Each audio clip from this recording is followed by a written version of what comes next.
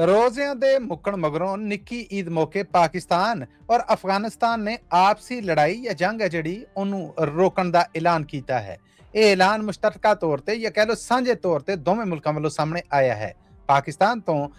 ਇਤਲਾਵਾਂ ਤੇ ਬ੍ਰਾਡਕਾਸਟਿੰਗ ਦੇ ਫੈਡਰਲ ਮੰਤਰੀ ਅਤਾ ਤਾਰਨ ਹੋਣਾ ਨੇ ਇਸ ਬਾਰੇ ਐਲਾਨ ਕਰਦਿਆਂ ਆਖਿਆ ਕਿ ਈਦ ਮੌਕੇ 18 ਮਾਰਚ 2026 ਦੀ ਰਾਤ ਤੋਂ ਲੈ ਕੇ 23 ਤੇ 24 ਮਾਰਚ ਦੀ ਵਿਚਕਾਰਲੀ ਰਾਤ ਤੱਕ ਅਸੀਂ ਅਫਗਾਨਿਸਤਾਨ ਤੇ ਕਿਸੇ ਕਿਸਮ ਦਾ ਕੋਈ ਹਮਲਾ ਨਹੀਂ ਕਰਾਂਗੇ ਔਰ ਇਹਦਾ ਕਾਰਨ ਈਦ ਦੇ ਦਿਨ ਨੇ। ਪਰ ਜੇ ਅਫਗਾਨਿਸਤਾਨ ਵਾਲੇ ਪਾਸੇ ਕੋਈ ਸ਼ਰਾਰਤ ਹੋਈ, ਕੋਈ ਹਮਲਾ ਹੋਇਆ ਤੇ ਅਸੀਂ ਇਹ ਜਿਹੜੀ ਰੋਕ ਹੈ ਇਹਨੂੰ ਮੁਕਾ ਦਾਂਗੇ ਔਰ ਦੁਬਾਰਾ ਹਮਲੇ ਨੇ ਜਿਹੜੇ ਉਹ ਸ਼ੁਰੂ ਕਰ ਦੇਵਾਂਗੇ। ਅਤਾ ਤਾਰਨ ਹੋਣਾ ਨੇ ਇਸ ਗੱਲ ਨੂੰ ਮੰਨਿਆ ਹੈ ਕਿ ਇਹ ਜੰਗਬੰਦੀ ਸਾਊਦੀ ਅਰਬ, ਕਤਰ ਔਰ ਤੁਰਕੀਆ ਦੇ ਕਹਿਣ ਤੇ ਕੀਤੀ ਜਾ ਰਹੀ ਹੈ, ਜਦਕਿ ਅਫਗਾਨਿਸਤਾਨ ਤੋਂ ਤਾਲਿਬਾਨਾਂ ਦੇ ਤਰਜਮਾਨ ਜ਼ਬੀਉल्लाह ਨੇ ਵੀ ਇਹ ਆਖਿਆ ਹੈ ਕਿ ਬਿਲਕੁਲ ਇਹ ਲੜਾਈ ਜਿਹੜੀ ਫਿਲਹਾਲ ਰੁਕੀ ਹੋਈ ਹੈ ਇਹ ਅਸੀਂ ਸਾਊਦੀ ਅਰਬ, ਤੁਰਕੀਆ ਔਰ ਕਤਰ ਦੇ ਕਹਿਣ ਤੇ ਰੋਕੀ ਹੋਈ ਹੈ, ਪਰ ਅਸੀਂ ਆਪਣਾ ਦਿਫਾ ਹੈ ਜਿਹੜਾ ਉਹ ਜ਼ਰੂਰ ਕਰਾਂਗੇ। ਪਾਕਿਸਤਾਨ ਵੱਲੋਂ ਧੱਕਾ ਔਰ ਜ਼ੁਲਮ ਕੀਤਾ ਜਾ ਰਿਹਾ ਹੈ ਔਰ ਈਦ ਦੇ ਦਿਨਾਂ ਦੇ ਵਿੱਚ ਇਹ ਲੜਾਈ ਹੈ ਜਿਹੜੀ ਅਸੀਂ ਇਹਨੂੰ ਰੋਕ ਰਹੇ ਹਾਂ। ਦੋਵੇਂ ਮੁਲਕ ਇੱਕ ਦੂਜੇ ਤੇ ਇਲਜ਼ਾਮ ਲਾਉਂਦੇ ਨੇ। ਯਾਦ ਰਵੇ ਕਿ ਕੱਲ ਹੀ ਪਾਕਿਸਤਾਨ ਤੇ ਇਹ ਤੋਹਮਤ ਲੱਗੀ ਸੀ ਕਿ ਉਹਨੇ ਇੱਕ ਹਸਪਤਾਲ ਦੇ ਉੱਤੇ ਹਮਲਾ ਕਰਕੇ 400 ਤੋਂ ਵੱਧ ਲੋਕਾਂ ਨੂੰ